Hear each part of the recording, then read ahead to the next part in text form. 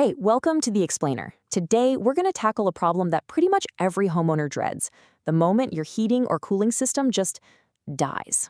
We're going to figure out what's really going on inside that essential, but let's be honest, often mysterious box that keeps your home comfortable.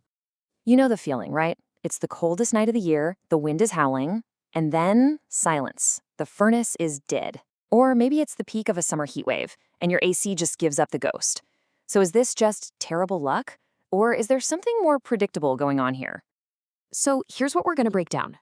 We'll start with why these failures seem to happen at the absolute worst times. Then we'll look at the invisible climate battle your system is fighting 24/7.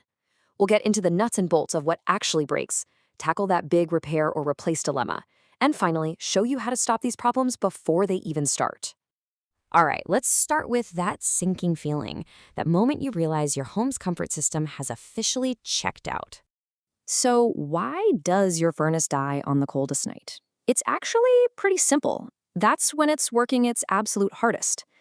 Think of it like an old car trying to climb a really steep mountain. Any hidden weakness, any part that's been slowly wearing down for months or years, well, it's going to give out when it's under the most extreme strain. So no, it's not bad luck. It's a predictable breaking point.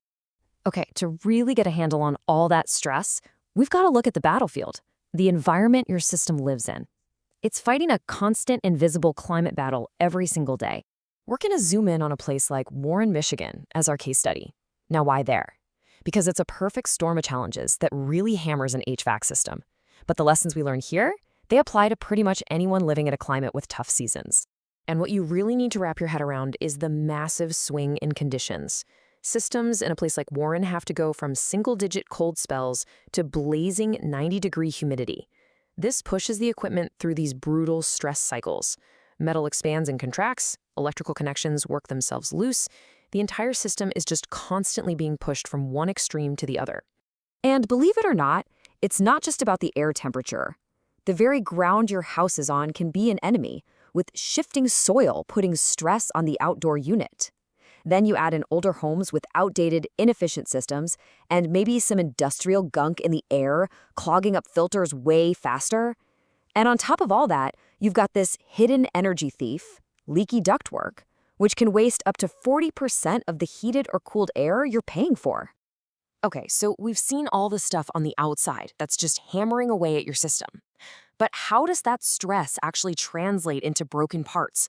Let's pop the hood and look at what's really breaking down. This is the anatomy of a failure. Turns out just a handful of parts take the brunt of the abuse. The number one culprit at 35% is the compressor or blower motor, basically the heart and lungs of your system. Right behind that are refrigerant leaks, which is like the system's lifeblood draining away. Then you've got issues with the brains of the operation, the thermostat and controls. For furnaces specifically, ignition problems are a big one. And finally, rounding out the list, you have simple clogs, which are often totally preventable. And get this, these failures are total specialists. They have their favorite seasons. In the winter, that nonstop work during a cold snap can lead to things like cracked igniters or blower motors that just overheat. But in the summer, it's all about heat and electrical strain. Capacitors, the little things that give the motors a jolt to start, just blow out. The outdoor unit gets clogged with dirt and debris, and that really important compressor just gets worked to death. And all of this leads to that one moment every single homeowner dreads. The system is broken. The technician gives you the bad news and a quote. And now you have to face that huge, expensive question. Do I repair this thing, or is it time to replace the whole shebang? I know, it can feel like you're at a casino making this high-stakes bet under pressure. But it really doesn't have to be a gamble. There are smart ways to approach this, to make a decision based on logic instead of panic, and to avoid throwing good money after bad. So let me introduce you to a fantastic little tool for this. It's called the $5,000 rule. Now, it's not a law set in stone, but it's an incredibly helpful guideline. It's designed to help you figure out if a repair is a good investment or if you're just putting a Band-Aid on a sinking ship. And it's actually super simple to use. Here's how it works. You take your system's age in years and you multiply it by the estimated cost of the repair. So let's say you have a 12-year-old furnace and the repair is going to cost $500. You just multiply 12 by 500 and you get $6,000. Since that number is over $5,000, the rule is telling you that replacement is probably the smarter financial move in the long run. So why does this rule even work? Well, it's all based on the average lifespan of these machines. A system that's been properly maintained will typically last somewhere between 15 and 20 years. But once your system gets past that 12-year mark, you're really entering the danger zone. You're kind of on borrowed time, and a major failure becomes way more likely. Pouring hundreds of dollars into repairs at that point is often a losing battle. Okay, so far, we've been talking about what to do when things go wrong, when we're reacting to a problem. But what if you could get ahead of it? The absolute best way to handle an emergency breakdown is to make sure it never happens in the first place. Let's talk about the power of prevention. And this right here is the absolute key takeaway. And I promise this isn't a sales pitch, it's just a mechanical fact.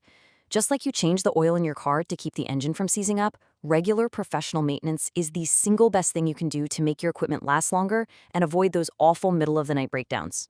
And when we say a professional tune-up, we're not talking about a quick peek. A good technician is going to perform a whole bunch of critical checks. They'll test electrical parts before they fail. They'll check refrigerant levels to catch small leaks early. They'll clean the coils and the blower to make sure the air is flowing properly. And, most importantly, they'll perform safety inspections, like a combustion analysis on a furnace, to make sure it's not just working, but working safely. So, as we wrap this up, I want to leave you with one final question to think about. Now that you've seen the extreme stress these systems are under, the common parts that fail, and the financial side of things, how confident are you in your system? Is it ready for that next big heat wave or polar vortex? Because the best time to find out is right now, before you actually need it most. Thanks for watching.